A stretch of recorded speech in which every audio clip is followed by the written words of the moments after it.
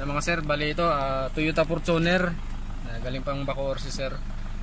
Ang problema niya, yan naka-andar yan mga sir, pero yung panel gauge niya hindi gumana, blackout siya. Yan, andar yung sasakyan. Yan. Ay, namatay sa kusa sir. Ako, nakaano na. Oo. Yan, blackout siya mga sir. Tapos kaya dinala ni sir dito kasi balak niya na sir bumili ng panel gauge. Oo. Kaya mahal eh. Ang mahal daw nung nag-inquire daw sila ni sir, kaya 2008 pala nakita daw ni sir yung 2008 pala model nito. Bali nakita nila ni sir yung mga post ko, kaya sinubukan ni sir dalhin dito. Yan, baklasin natin to mga sir. Tignan natin. Ito na mga sir, natanggalan natin yung yung panel gauge ng Toyota Fortuner 2008 model. Yan, buksan na natin ito mga sir para ma-check natin yung loob.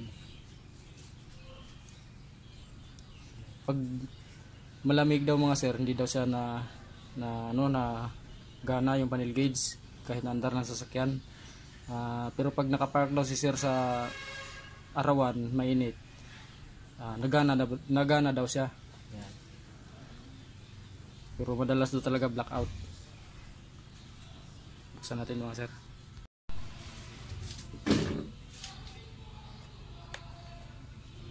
Bibili na daw sana sila ng mga sir, ng bagong panel gauge. Yung nag-inquire daw sila. Sobrang mahal daw yung nakita nila, kaya sakto naman daw na na nakita ni sir yung yung post ko. Kaya ayun, sinubukan na lang nila na dalhin dito. Baka sakali daw. Kasi sobrang mahal daw ng panel gauge nito.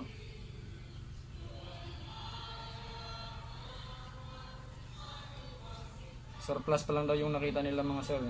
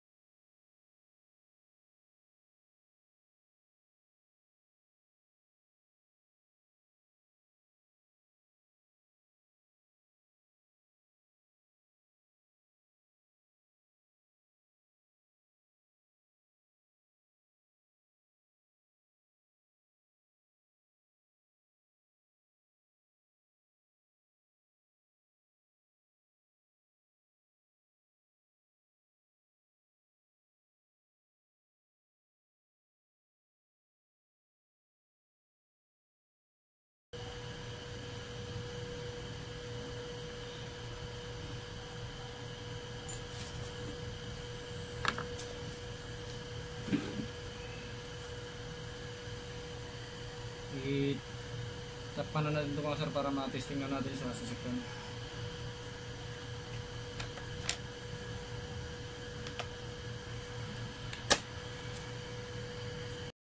Yan mga sir, nakasalpak na yung ano, yung panel gauge ng Toyota Fortuner. Yan. Start na natin. Testing na natin mga sir. Matic pala to. Yan. 2008 model Toyota Fortuner.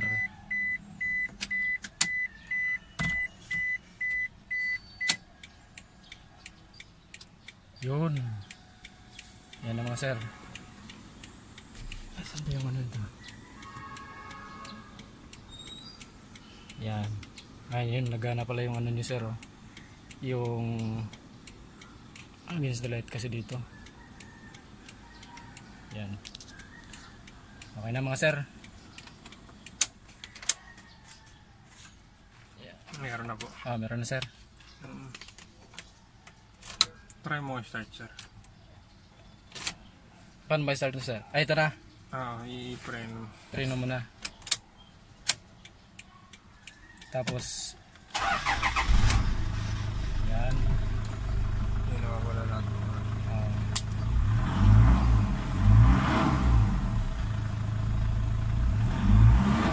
Yan, ayos na mga sir. Gana na yung ano, yung panel gauge ni sir. Kunti na lang gas mo sir ah. Oo. Hindi ka nagpagas kanina. Hindi ka nagpagas kanina. Yun nga mahirap sir pag ano, yung bigla ka na lang tumirik, wala nga lang gas. Yan. Basta. Hindi pala siya agad namamatay sir no? Ay. Yan.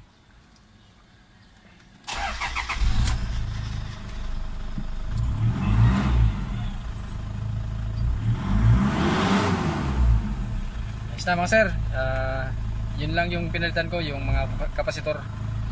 Bali, bumaba kasi yung value nung tatlong piraso lang yung bumaba doon. Pero pinalitan ko na lahat para sabay-sabay sila bago. Yan, lahat ng kapasitor. Na, hindi na mangamba si sir sa ano, sa gas niya kasi hindi niya makikita pati yung temperature sir no. Yun, nice na. Maraming salamat.